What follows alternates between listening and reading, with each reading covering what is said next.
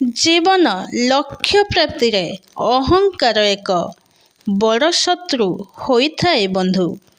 କାରଣ ସମସ୍ତ ଭେଦ ଅହଂ ଭାବନାରୁ ଉତ୍ପନ୍ନ ହୋଇଥାଏ, ଯାହା ଉତ୍ପନ୍ନ ହେଲେ କାମ, କ୍ରୋଧ, ଲୋଭ, ମୋହ ଆଦି ବିକାର ଜାତ ହୋଇଥାଏ।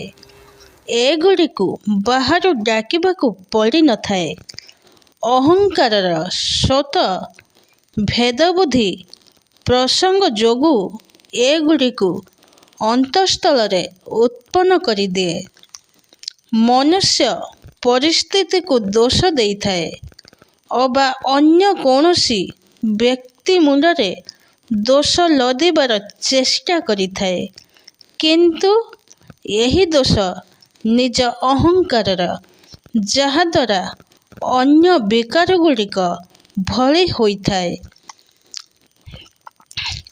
ଅହଙ୍କାର ନାଶ କରିବାରେ ମନୁଷ୍ୟ ସର୍ବପ୍ରଥମେ ତତ୍ପର ହେବା ଉଚିତ, କାରଣ ଏସବୁ ଅନର୍ଥର ମୂଳ।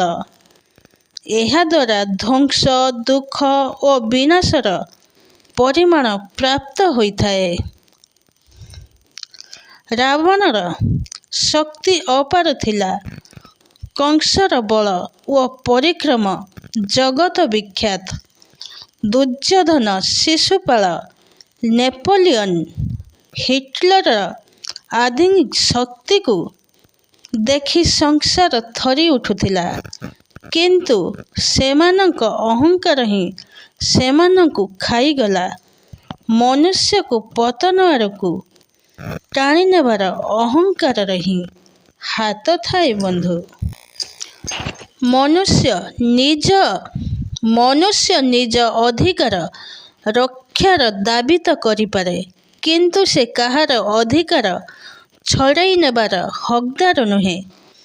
ଯେଉଁମାନେ କେବଳ ନିଜ ହିତ ଚାହାନ୍ତି ଓ ଅନ୍ୟମାନଙ୍କର ହିତର ରକ୍ଷା କରିବାକୁ ଚାହାନ୍ତି ନାହିଁ, କୌଣସି ବ୍ୟକ୍ତି ବା ସମାଜକୁ ସେମାନଙ୍କର ଆବଶ୍ୟକ ନଥାଏ। କିନ୍ତୁ ଯେବେ ସେମାନେ ନିଜର ସବୁ ଅଧିକାର ସମାଜ ପାଇଁ ଅର୍ପଣ କରିଦେଇ ନିଜ ସକାଶେ କେବଳ କର୍ତ୍ତବ୍ୟ, କ୍ଷମା ଓ ସନ୍ତୋଷ ମାଗି ନିଅନ୍ତି, ତ ସେମାନଙ୍କ ଜୀବନ ସ୍ୱାଧୀନତା ତଥା ପ୍ରେମ ଦ୍ୱାରା ପରିପୂର୍ଣ୍ଣ ହୋଇଯାଏ। ଏହିପରି ମନୁଷ୍ୟର ବ୍ୟକ୍ତିଗତ ଶାନ୍ତି ତଥା ସୁନ୍ଦର ସମାଜ ନିର୍ମାଣ ଦୃଷ୍ଟିରୁ ଅହଂର ନାଶ ଆବଶ୍ୟକ।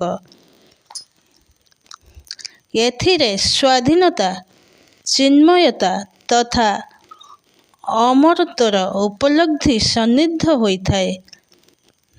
ଯେଉଁ ମନୁଷ୍ୟର ଜୀବନରେ ଅହଙ୍କାର ନଥାଏ, ତାକୁ ପ୍ରେମ ଆନନ୍ଦ ଆତ୍ମବିଭୋର କରିଦିଏ। ଏହି ଆନନ୍ଦର ପ୍ରାପ୍ତ ନିମନ୍ତେ ଆପଣ ଯଦି ଅହଙ୍କାର ପରିତ୍ୟାଗ କରିପାରିବେ, ତେବେ ଆପଣ ଏହି ମନୁଷ୍ୟ ଶରୀରକୁ ସାର୍ଥକ କରିବାର ଅଧିକାରୀ ଅଟନ୍ତି। ଏହାଦ୍ୱାରା ଆପଣଙ୍କୁ ଜୀବନ ଲକ୍ଷ୍ୟ ମଧ୍ୟ ପ୍ରାପ୍ତ ହୋଇଥାଏ ବନ୍ଧୁ।